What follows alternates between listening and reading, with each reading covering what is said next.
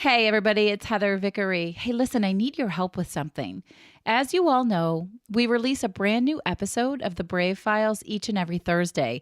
And it just so happens that each and every year here in the United States, we celebrate Thanksgiving on a Thursday. So I've been giving it a lot of thought. What kind of episode do I want to release on Thanksgiving? And I've decided I want it to be an episode about gratitude. If you listen to the show regularly, you know that I believe firmly in the importance of having a gratitude practice and spending time with gratitude.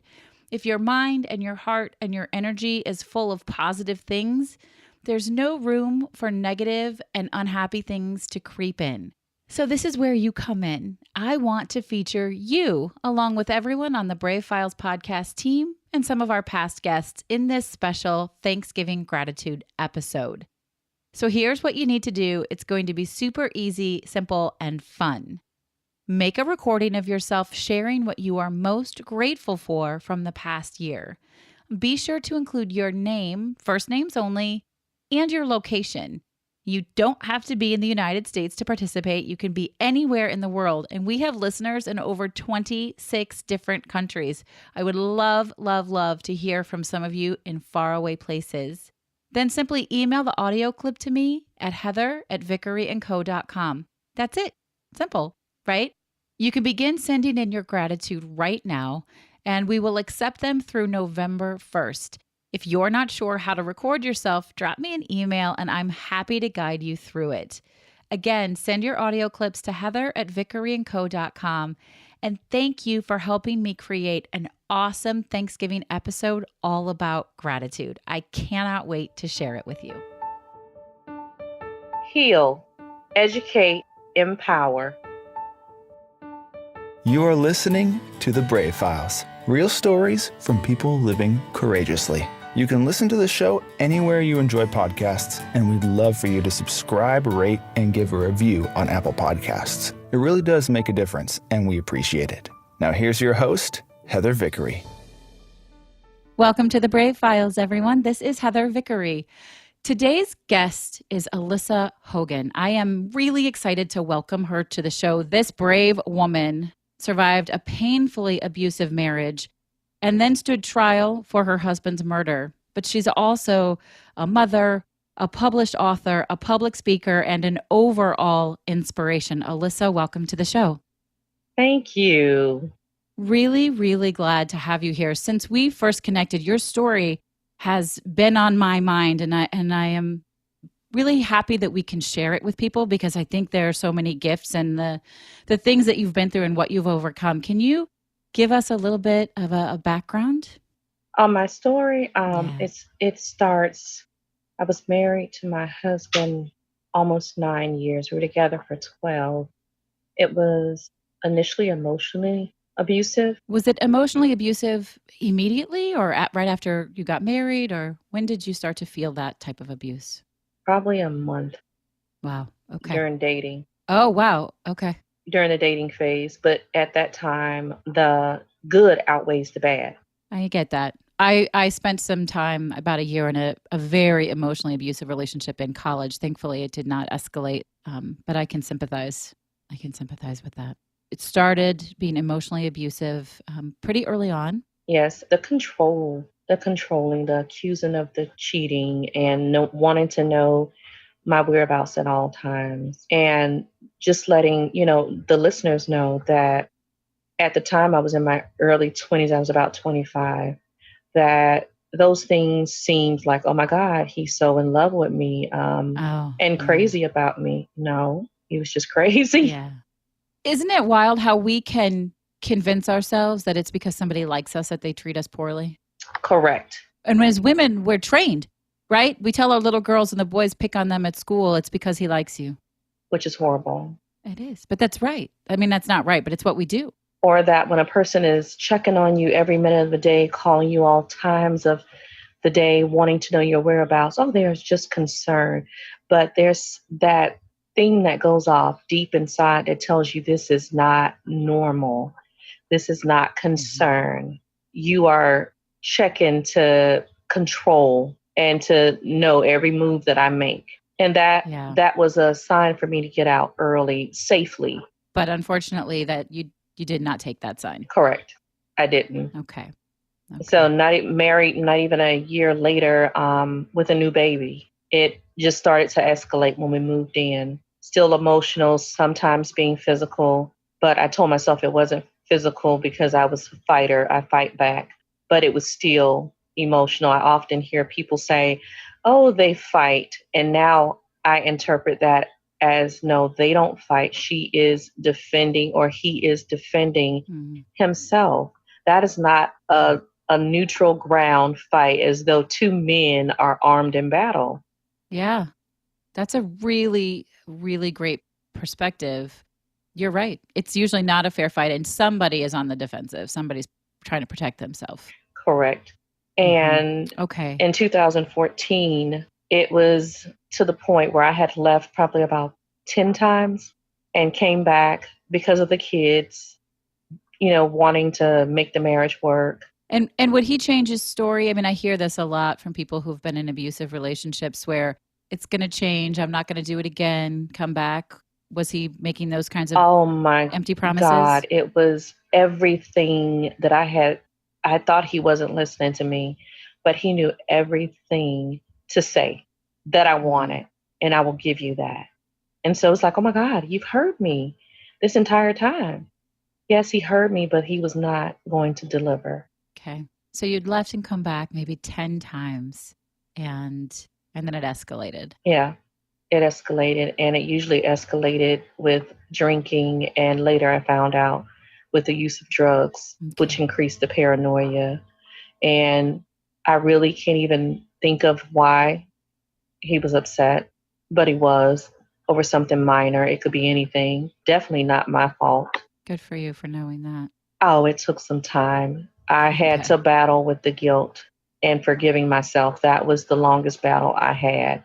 I could forgive everybody else, but it was forgiving me. Yeah, I get that. Especially as a parent, I get that. So let's talk about that fateful day. Some family over visiting because it was a big time. It was a football game and everything was going on. So everybody was in town. We were all hanging out, drinking and talking and making plans for the future. The kids were outside playing. And before you know it, it was probably around 11 o'clock at night. And we wanted to go visit another family member's house around the corner. He told me to drive, and I knew that I wasn't in any condition. I don't drive, period, if I've ever been drinking. But I was doing what I was told. And when I got in the car, he let me have it on how I had embarrassed him, and I need to keep my mouth closed, and where I have no authority with my stepchildren. So by the time we got around the corner, which was probably 5 minutes away, it was take me home. And I knew that was an even worse sign than more dangerous. It was getting dangerous because he separated me from, we were going to ride with somebody who was sober enough to drive. And he said, no, I want you to drive. So I knew he was separating me because he wasn't the type that would allow things to go on in public. So no one, they always saw the nice, helpful person. So your family did not know you were being abused like this? They knew because I would come talk to them occasionally, but I didn't let them know every occasion, every time it was going on, and to the extent. Right. Okay. So did you take him home? Yeah, I took him home. And when I pulled in, I wasn't getting out the car. As soon as he got out, I drove away. Okay. To separate myself, to give him some time, hoping that he would go to sleep. I, parked at a school and knew that that wasn't a good place to be. Then I was going to go to my aunt's house. Got there and saw her husband standing outside, and I didn't want to explain once again, here it is again, into another incident. And so what did I end up doing is I saw him and he knocked on the window trying to get me to get out the car, and I wouldn't get out, and I drove away. And based on the look I guess I had on my face, he knew something was wrong.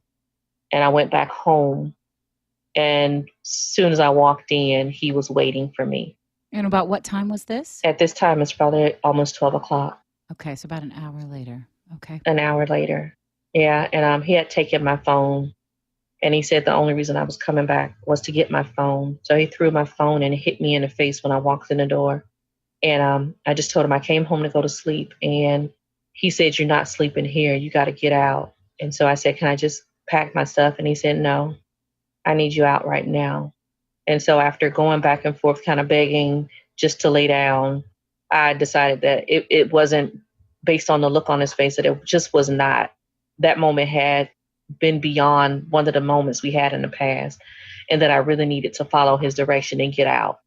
Were you concerned for you had a young child in the house, I right? had three young ones. How old were they? 2, 6, and I believe 8 was the oldest. Oh my goodness. And also his son had came over that night, and he was in another room because he was kind of babysitting while we left that time. So he was in the other room on the phone when all this happened. And so in the past, I had tried to get the kids out, and it ended up leaving me there stalling and fighting and pulling the kids back and forth. So I decided that it was safer for me to get out and come back for them. Okay. But I never made it out because he blocked the door. He blocked the door and hit me in the face. And so he was blocking the only way in or out of the house.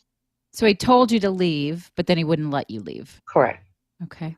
And it just went on from there, where it had escalated to the point where we had been physical with each other. He had maybe slapped me a few times, kicked me in the past, but this was ongoing punches in the face and drugged by my hair, to the point where where I was passed out. Oh my gosh. And I could hear his son intervening, but he's way smaller. At the time, he was 17, and he was intervening, trying to break us up. I could hear him calling, but I couldn't see him because our house in that area was dark. And that poor boy, he didn't think to call the police? He did. Once he saw that he couldn't break us up, he did call the police. But during all this that was going on, I couldn't get out. I was reaching for things when I came to.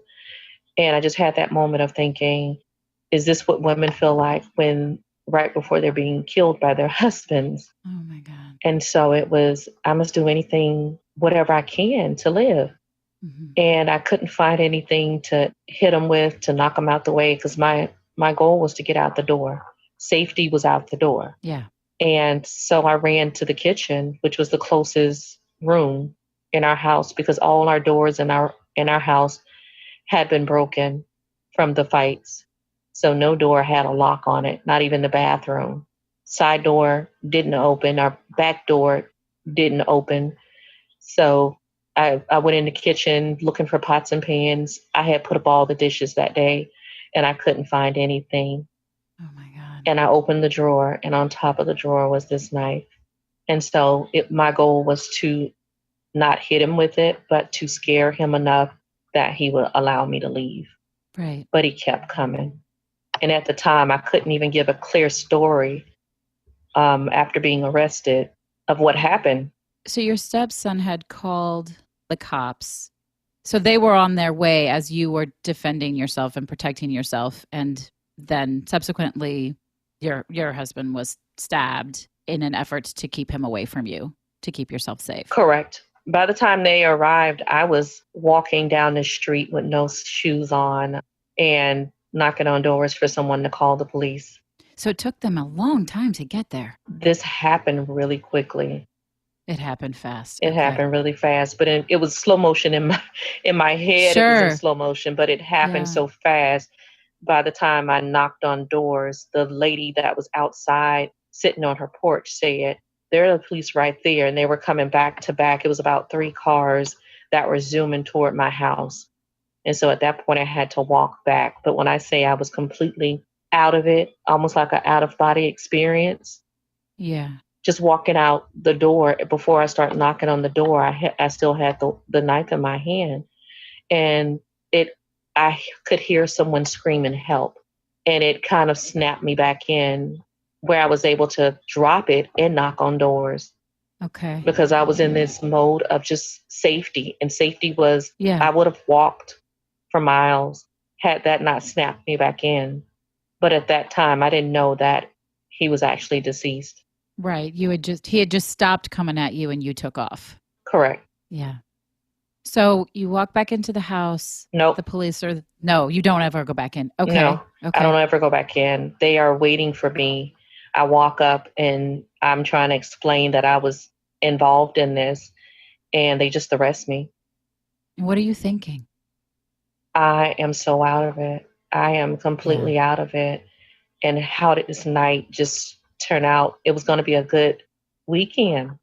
It was, I was out shopping after I had gotten from school. I was teaching that day.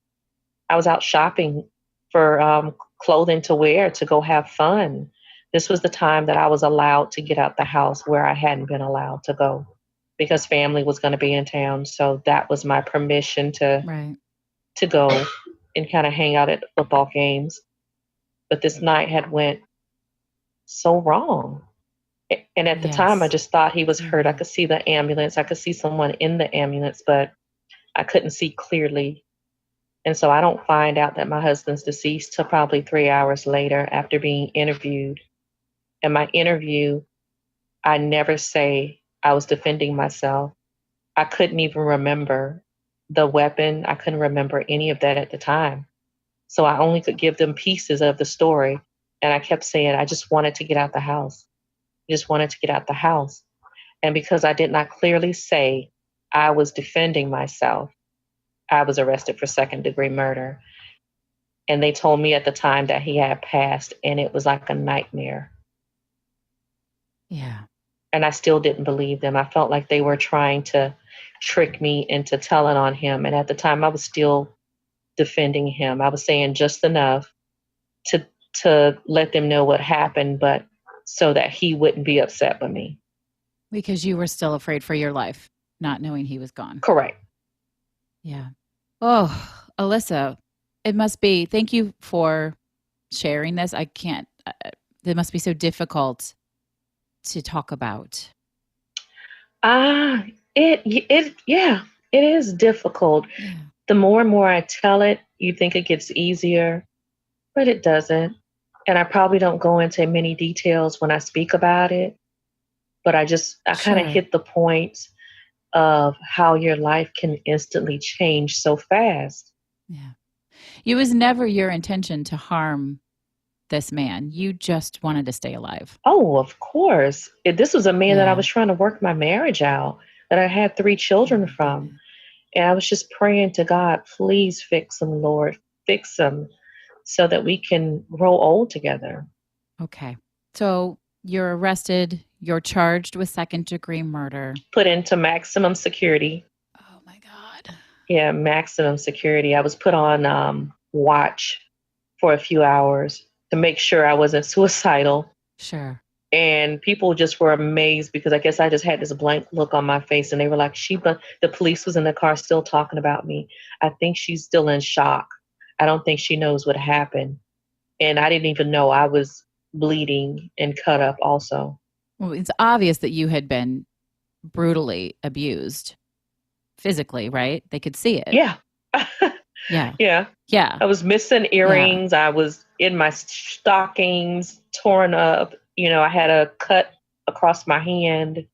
Yeah, it was crazy. My hair was sticking up in the air. I was missing chunks of hair. Yeah. Oh, honey. Oh my God. So you're staying in jail. Or did you stay in jail till you went to trial, or did you get out? Oh my God, my first hearing, because my stepson had called his mother before calling the police. She got to him before the police got there. And he said that he had taken the weapon that his father was hitting me with. I forgot to mention that, a trophy. Oh my God. So he had it. He said he took it away from his father. So the judge said I deserved to be in there. I had stabbed an unarmed man. Who was clearly bigger and stronger than you and coming after you. Correct. And at what point was I supposed to figure out that he no longer had a weapon? Right, exactly. Like you had the time to think through that. Okay. So you had to stay. How long did you stay in jail, was it? 30 days. All right. And then how quickly from there did you go to trial? Oh, wow. 2014 trial was 2016. Okay, so it took a long time. So you get out finally after 30 what had to be horrendous days. And what do you come home to? It actually was not, the thing is, it wasn't horrendous. It was a period of awakening, and Mm, I didn't focus on what I had going on. I actually felt safer in there because coming out, I would have to deal with the reality that he yeah, wasn't here and this had really happened. So I felt safer in there interesting. because I didn't have to deal with my reality. I was a social worker in the past, so I just worked with women. We were working on their cases, we were talking about their problems.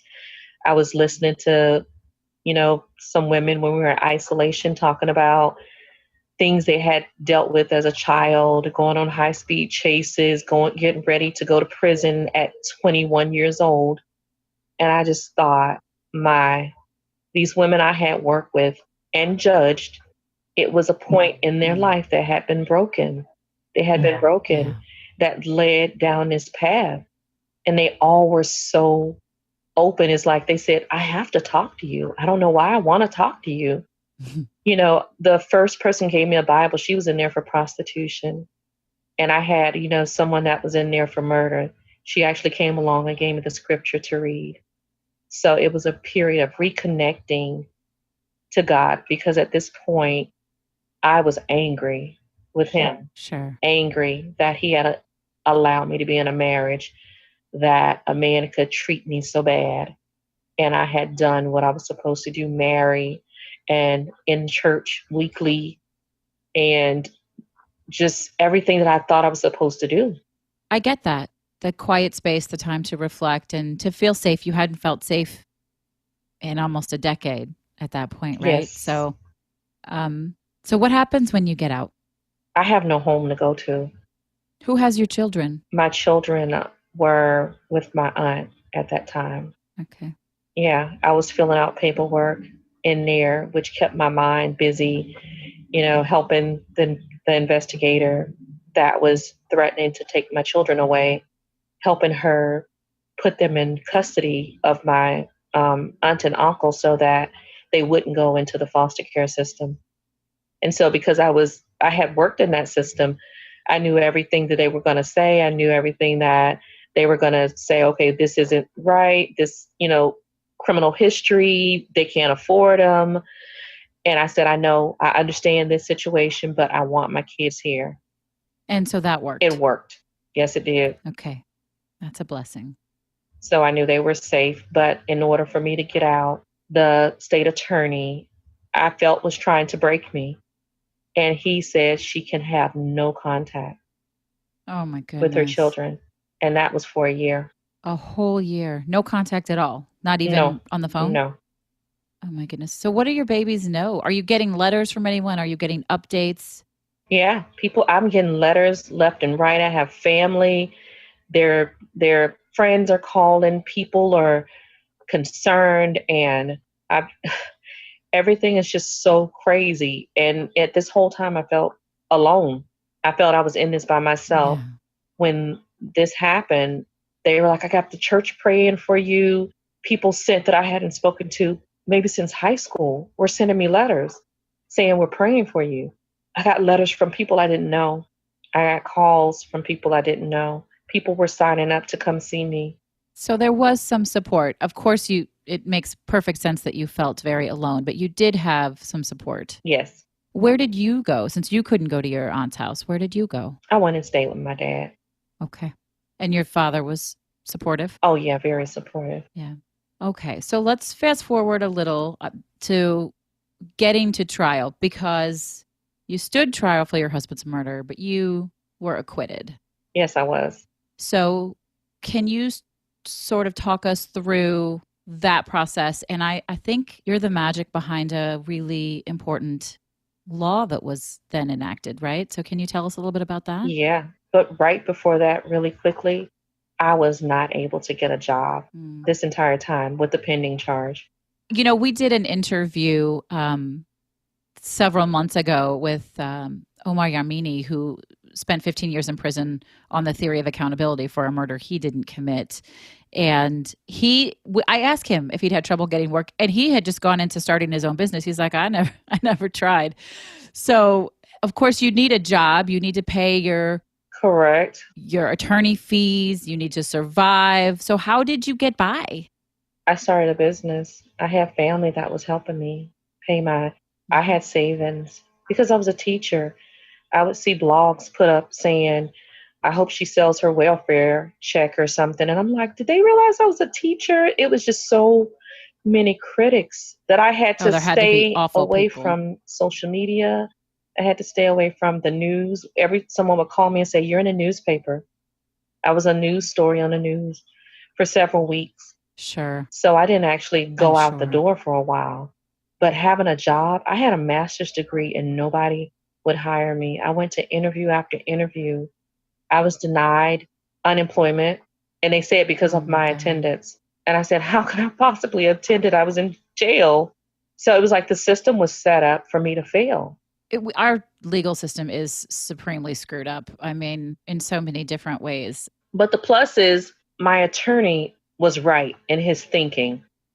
You need to get out so that you can assist in your case.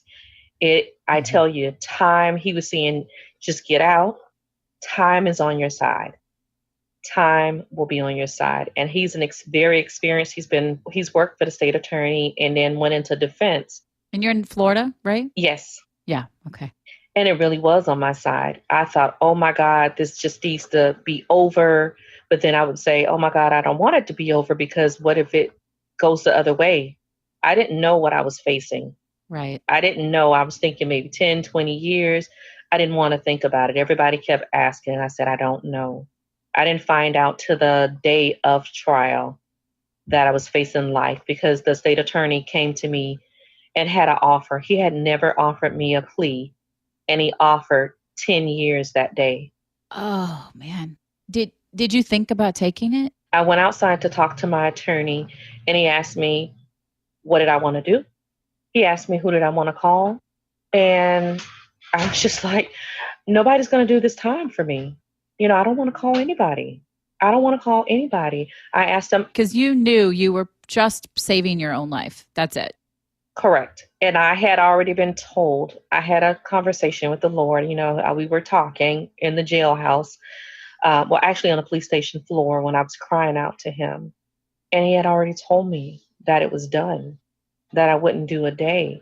And it was just having that faith that everything was okay. And I felt like if I took that 10 years, they were going to take me away that day. And my 2-year-old would be 12 and my other ones would be adults when I got out. And so to know that you didn't even fight, I am a fighter. And he told me it was done.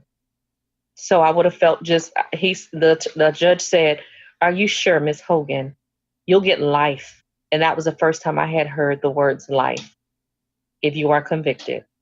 Thank goodness you did not take that plea. I know, right? But how many of us in this system do?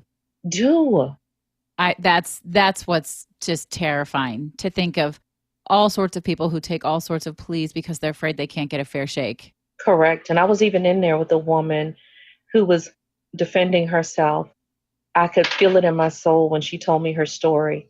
And she had just been convicted and given 40 years. She was in her 50s. Oh my God. 40 years. Her 2 children had to go stay with family. So I'm really hoping. And she was a domestic abuse survivor? Oh, yeah.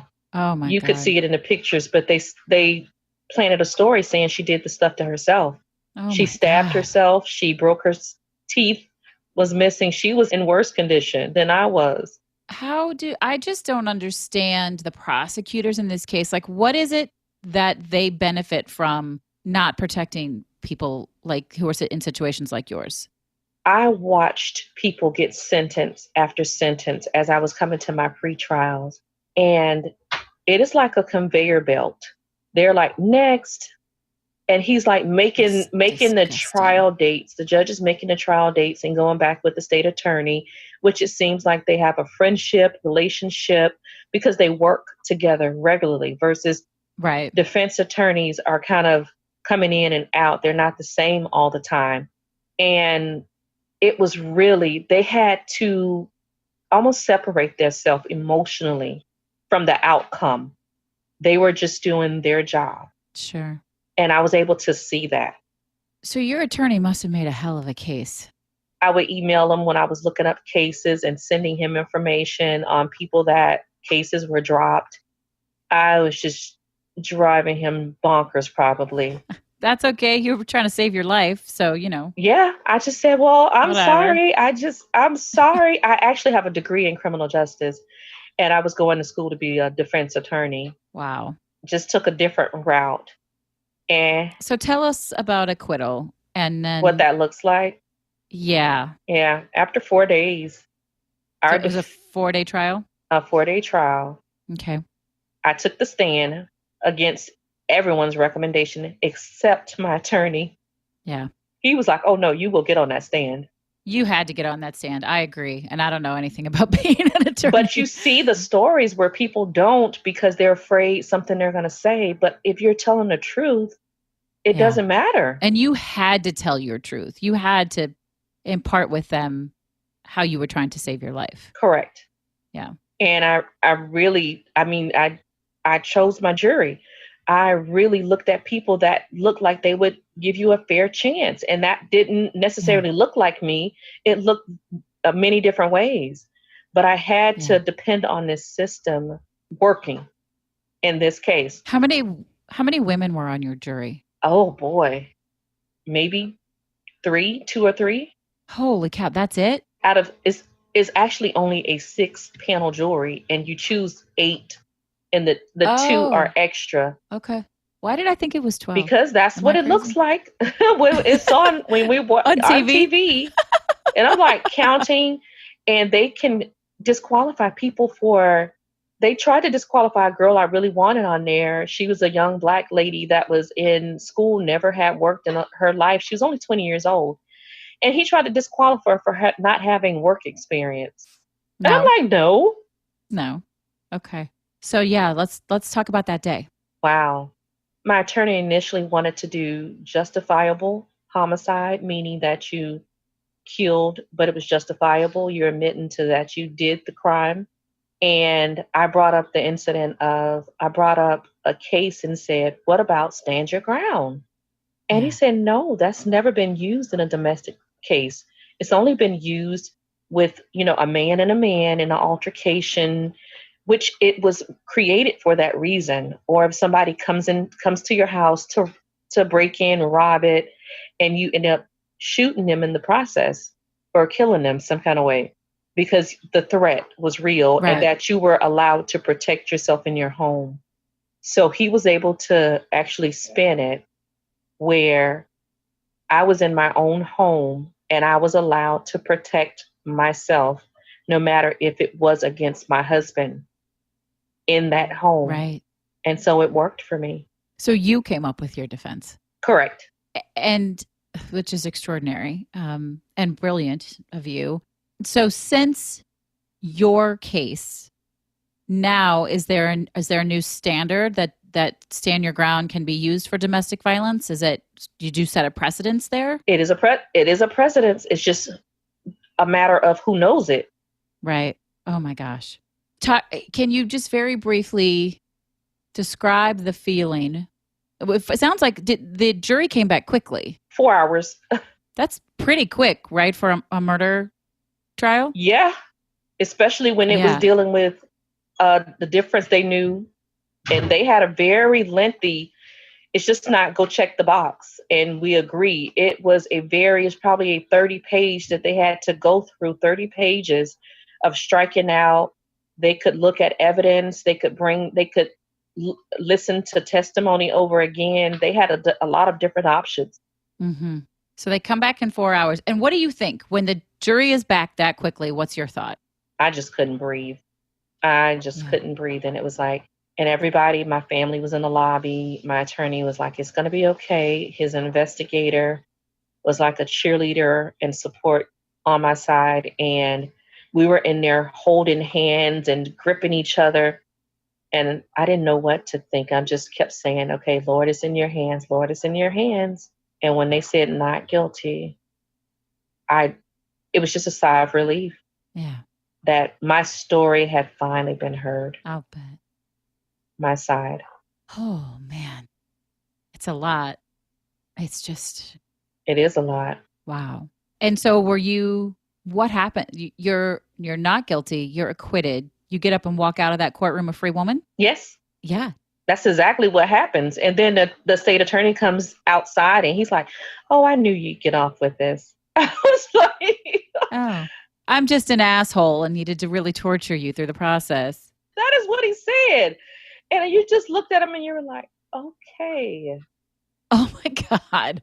Like, I just don't understand why they wouldn't want to work with you and help you. No. I don't. That's a whole nother interview.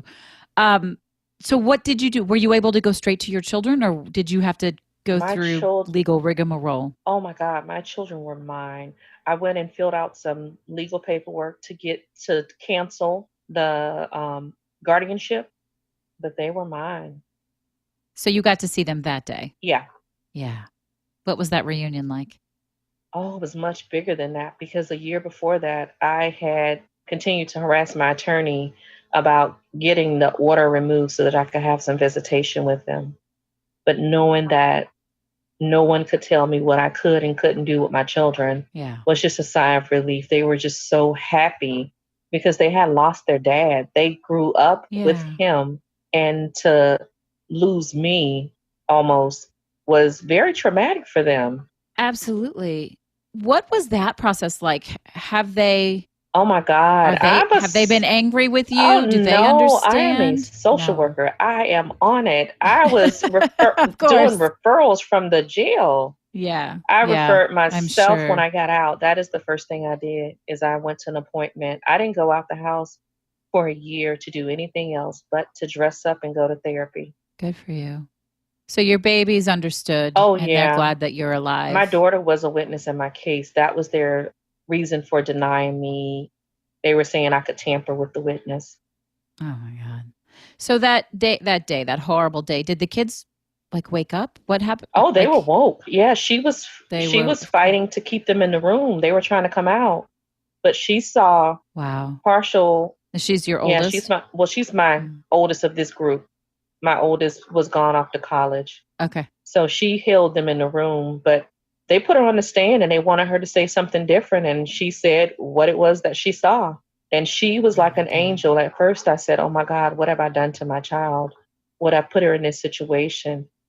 But if it wasn't for her, I wouldn't have had anybody, corroborate my story. Yeah. And your stepson, did he come to your defense at all? I mean, oh no, he was the star witness against me. Really? Even though he called the cops because you were being brutally abused and tried to stop it. Mm-hmm.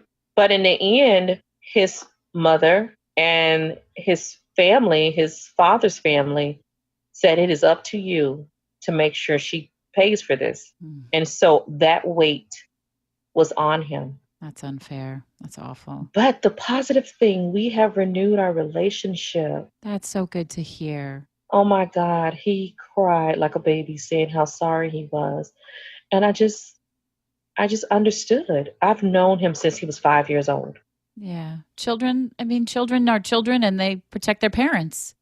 That's exactly human nature. Yeah. So first of all, I just think you're amazing. I just don't know. I feel, these interviews, I feel a little weepy. I'm grateful that I have the opportunity to talk to people like you and everyone who's been on the show. And the gratitude gives me an opportunity for personal reflection. And as my friend Pam says to me, reminds me to be grateful for what I have and what I don't have and how many blessings are in my life. And there are people who experience still all the time what you've experienced, and that you're able to come on and talk about this and let them know that there's hope. And you're helping women like this. And that's where I want to go with this. But thank you so deeply for coming here. I know this was hard. I know you were nervous coming into it. I could hear the hesitation in your voice. And of course I understand that. So I just think you're amazing. Oh, thank you. You're welcome, Alyssa. So you started a business because you couldn't get a job. Correct. And tell us what that business is. Well, that business is Alyssa a Hogan Enterprise. It is a coaching and consulting business. It started out from me being asked to speak about my story at Survivor conventions, events, to it evolved into women empowerment events, speaking on my story and the techniques that I learned that helped me get back to being a better me are Yeah. techniques that I teach women, increasing their confidence, which, rolls over your confidence in life, affects your confidence professionally, your confidence in your business. Totally. It's Yeah. healthy relationships, it's success habits, just making sure that they are prepared to move on. And I always tell people you do not have to be in a domestic violence relationship. It could be any form. I've had people talk to me about, mother daughter relationships. It has been, Mm. different types of relationships that might not have been physical or they consider a domestic violence relationship, but that appear to be affecting them. Yeah. Abuse comes in a lot of different forms. Correct. But when you admit that you are in a relationship like that, then you have to admit to being a victim. And That doesn't feel good. yeah, a lot of strong women don't want to admit that. Yeah. Especially if they're successful, because that was one of the things that kept coming up. Oh my gosh, she's educated. Oh my gosh, she worked for DCF. Why didn't she tell anyone? Why didn't anyone know? Why, and it was like all the judgment on you. They said I couldn't use battered woman syndrome because I financially was able to leave and I had my own car. So it has to be a component for battered woman syndrome. You have to be like one of those stay-at-home mom that has no money, that is hardly educated. And I just thought that was just so unfair. That is not the basis of a woman. It is more than that keeps you there. Absolutely. No, and it's so hard to judge. And we had a guest on who had been through sexual abuse, repeated sexual abuse, and you just can't judge. You just can't look at somebody's situation and judge them. You just can't do that because no one knows where you are, who you are, or what your situation is, and just crazy. So you started this wonderful business. You're helping others get educated and inspired and empowered and helping them heal. You've written a couple of books. You want to quickly tell us about your books? I am the co-author to Survivor Behind the Name. This is a wonderful book. It has so many stories. There are some actual counselors, nurses, successful women in here that tell you just their stories also about some survivor, from internet dating to, child molestation. It is a wonderful book because they all triumph in this area. We all end up being successful in moving beyond healing, which is an important component to being able to move on. I know successful women that I've bumped into, oh boy, and they still haven't healed. They are paranoid and they think they've healed because financially and in their business they're successful. But in their life, they are mistrustful of others. And so it can appear various ways. And then I have a 10 tips to success in life and business, where I'm integrating women becoming self-sufficient. And so that was me going into the community, teaching business plan workshops to whoever would come and listen. But I know it is 3 out of 5 are involved in a domestic violence relationship. Oh my goodness. So I'm sure some of those people will be in that. I just want to help my community, anybody who wants help to move beyond in their life, in their business, in their professional life. And so that is the component that I've just added to my business, to working on business components. It was initially started off of just life, self-love, and went into empowerment. And now I want the total transformation. Wow. When did you write your books? I know you have one that's just coming out, right? One came out this year. The Survivor Behind the Name came out this year. And the other one came out the year before that when I first started business. Wow. So all of this is happening. What was your acquittal date? It was October 16th, 2016. And I actually started grad school a few weeks before. Wow. Wow. Yeah. You have a drive, lady. Oh, somebody told me I was negatively motivated. I was like, oh, I don't know whether to how to take Negatively that. motivated. I think it meant you had so much faith in your future and in yourself, right? Like who starts grad school when they think they might go to prison for 10 years or their life? And that was my thinking behind it. And that was the counselors thinking, because I had a talk with them and they were like, this is the right time. You don't have a job this is the right time, because my excuse before was I am working, I got the kids, my husband, it was very difficult to kind of balance that relationship. I didn't know, when things would blow up and I would end up not in school. It's just amazing. I just think it's extraordinary that you are able to do all of these things amidst all of the horror and the crazy. So I think all of those things are pretty massive wins. There had to be small daily ones, being able to get up, being able to get out of your house. Oh my God. Getting your kids back for some visitation, like all of those things. Yeah. From there to now, how do you stop and honor and celebrate your successes?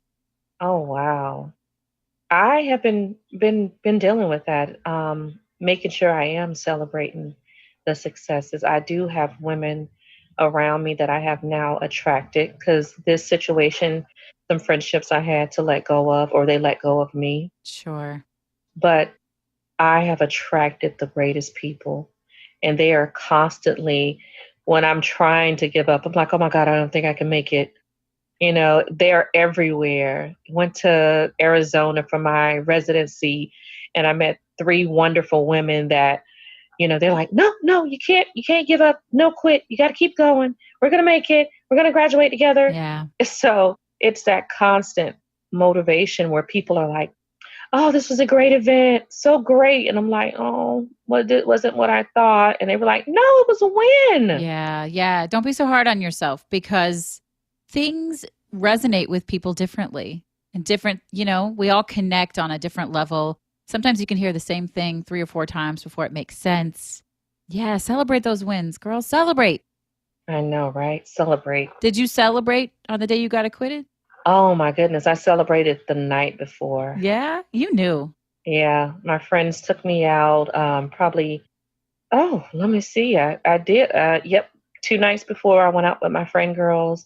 And then the night before I celebrated with a new guy friend that is now my mate. Nice. That came in that period of time. And so I didn't have anything to hide from him. He knew everything that was going on. Wow. When I was sleeping on a futon and had nothing, he just was there to support. He sounds like a great guy. I know. Won't he send you someone when you decide to let go? Oh, there's so much about that. Letting go of what's holding you down and forgiving. And it was so much. You deciding to heal. Yeah. It was so difficult just to find positive things about myself during that period of time. I didn't know things about myself. I didn't know what I liked to eat, if it was my favorite food was the same as my husband's, or was it really my favorite food? The way I wanted to do my hair, the simple things I had to relearn over again, even basic as cooking and being able to go out and grocery shop. Those things are difficult to start back. Absolutely. I can't even imagine. I won't even say that I won't say I can imagine, because I can't. But I can honor the journey you've been on. Something. You're something. So we do have to wrap this show, which, listeners, thanks for hanging out with us to the very end. This is a long episode, but how could you rush this story, right? Alyssa is amazing. Can you tell us, as we get ready to close, what your favorite charitable organization is to support? Harbor House. And what is that? They are the only shelter in Orlando, Florida, which is able to give women that need to get out of a relationship safety plans, counseling, support in the legal system, and getting injunctions, and a place to stay with their children. And I just wish more money to build more beds Yeah. more housing for these families. So, every week we listen to our guests' favorite charities, and I always implore you, go out and learn about this organization. Check out their Facebook page or their website. Share it. If you have something to give it, time, money. If you aren't in Orlando, which I think many of you aren't, find your own local shelter that supports domestic abuse family victims, family members, and do what you can to be part of building a community of people up and supporting people. We got to do it together. If we don't, who will? Alyssa, can you share your 3 words with us one last time? Heal, educate, empower. Yes. I love that heal is your first word. Would you say you are healed, or are you in the healing process? You're Oh healed. yeah. I am healed, but there is continual healing Yeah. because there are reminders, there are things that come up, and you have to be able to know when is that time that you need to take care of that. Yeah. And definitely putting yourself first. And it's hard to go on to be able to use the education and be empowered and empower others if you haven't healed. I agree. I absolutely agree.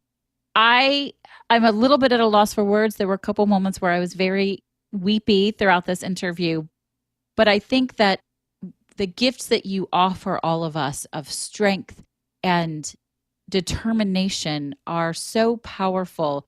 I am so grateful that you had the foresight and the knowledge to fight for yourself and to then set a precedence for other domestic abuse victims, for sure in Florida and hopefully elsewhere. I love the work that you're doing. I am so happy to hear how well you are thriving and that you are with us and that you did not go somewhere where you couldn't come back from with this story. Thank you so much for being here and sharing this with us. Yeah. Thank you for having me. All right, everyone. So thanks for being here today. Thanks for sticking it out with a long interview. Go check Alyssa's stuff out. The show notes are out. She's a badass. These books are great. And if, you resonate with this, use this to your advantage and help yourself, because that's how it gets done, right? So thank you so much for being here. This is Heather Vickery reminding you, as always, to choose bravely. The Brave Files is proudly supported by Lost Format Apparel, a socially conscious clothing company. You already know that homelessness is a huge problem. Over 500,000 Americans are living without shelter and millions more without consistent access to everyday basics. My friends at Lost Format know that solving homelessness is a much larger problem than any one company or person can solve on their own. It requires teamwork, sacrifice, strength, and building communities through personal and professional relationships. And isn't that exactly what the Brave Files podcast is all about? That's why I'm proud to say that the Brave Files has partnered with Lost Format, and together we're working to change the face of consumerism in addressing homelessness. You can now get one of 2 fantastic shirts custom designed specifically for the Brave Files. Each order goes towards providing necessities to the homeless. We have one shirt that, of course, says "Choose Bravely," and another that reminds you that brave is always greater than fearless. Head on over to vickeryandco.com/store to see both beautiful shirts and to check out the entire product line from Lost Format. All of their stuff is super soft and comfortable and has an amazing fit. Use promo code BRAVE to get 10% off of your Brave Files custom t-shirts.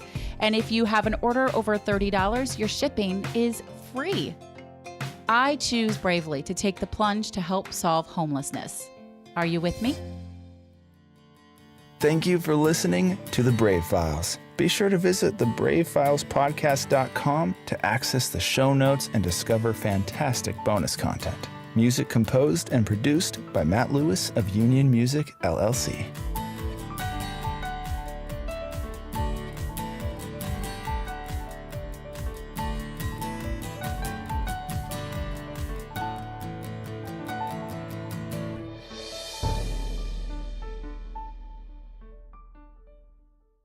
Special thanks to our editor and audio mix expert, Andrew Olson. I am eternally grateful for all that he does to make each week sound so fantastic.